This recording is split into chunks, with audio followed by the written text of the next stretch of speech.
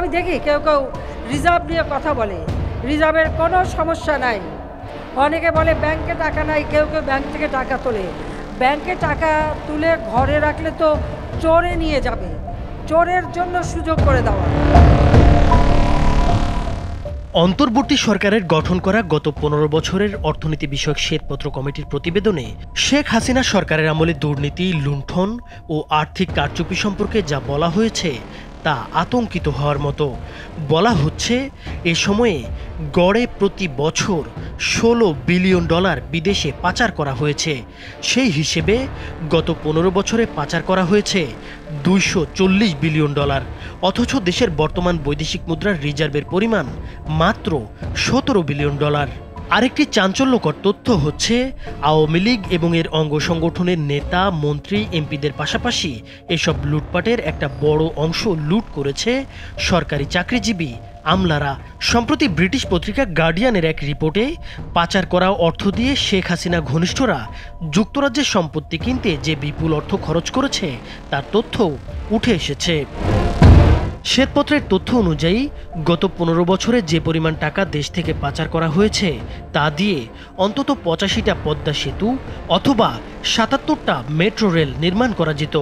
অন্তর্বর্তী সরকার দায়িত্ব নেয়ার পর সিআইডি, দুদক ও বাংলাদেশ ব্যাংকের ফাইন্যান্সিয়াল ইন্টেলিজেন্স ইউনিটের সহায়তায় বিদেশে পাচার করা অর্থ ফেরত আনার কাজ শুরু করে দিয়েছে।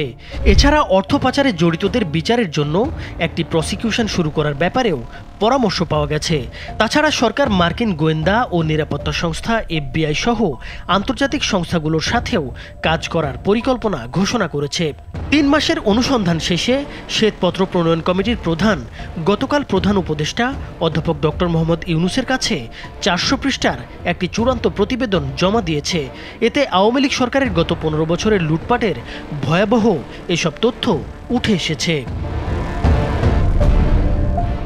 এই শ্বেতপত্র একটি যুগান্তকারী কাজ উল্লেখ করে প্রধান উপদেষ্টা বলেন, আগামীতে এটি স্কুল, কলেজ, বিশ্ববিদ্যালয়ের পাঠ্যপুস্তকে অন্তর্ভুক্ত করে শিক্ষার্থীদের পড়ানো উচিত।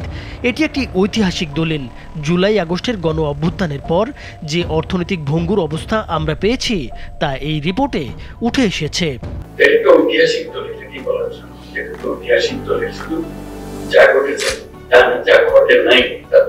মূলত বড় উন্নয়ন প্রকল্পে দুর্নীতি ও ব্যয় বৃদ্ধি, বিদ্যুৎ ও জ্বালানি খাতে অনিয়ম, বার্ষিক উন্নয়ন কর্মসূচিতে হেরফের, কর অব্যাহতি এবং ব্যাংক ও আর্থিক খাতে অব্যবস্থাপনার মাধ্যমে এসব দুর্নীতি করা হয়েছে।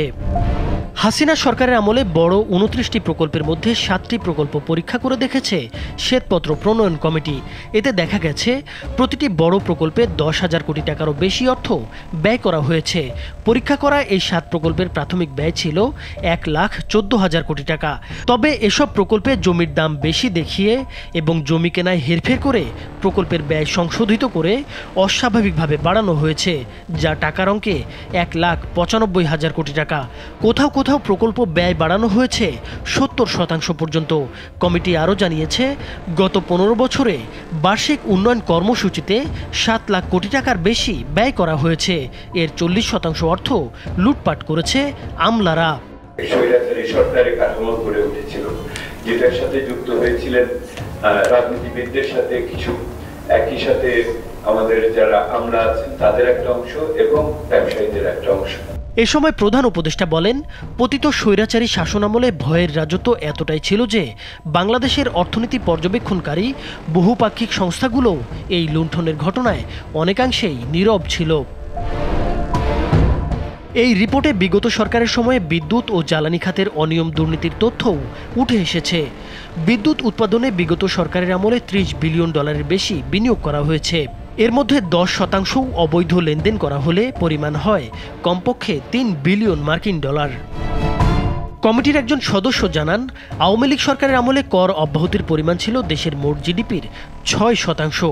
এটি অর্ধেকে নামিয়ে আনা গেলে শিক্ষা বাজেট দ্বিগুণ এবং স্বাস্থ্য বাজেট 3 গুণ করা যেত। ট্যাক্স এক্সেম্পশন আছে প্রায় 6% অফ জিডিপি এবং ট্যাক্স এক্সেম্পশনগুলো কোনো যৌক্তিকতা ছাড়া, ন্যাশনালাইজেশন ছাড়া, সেখানে কিন্তু কিছু কিছু গোষ্ঠীকে, যেটা আমরা রিপোর্টেও দিয়েছি, অনেক পরিমাণে ট্যাক্স এক্সেম্পশন দেওয়া হয়েছে। গত 28শে আগস্ট দেশের সামগ্রিক অর্থনৈতিক চিত্র জানতে ডক্টর দেবপ্রিয় ভট্টাচার্যের নেতৃত্বে 12 সদস্যের শ্বেতপত্র প্রণয়ন কমিটি গঠন করা হয়েছিল। কমিটির আনুষ্ঠানিক নাম বাংলাদেশের বিদ্যমান অর্থনৈতিক অবস্থার শ্বেতপত্র প্রণয়ন কমিটি। তাহলে প্রথম কথাটা কি হবে?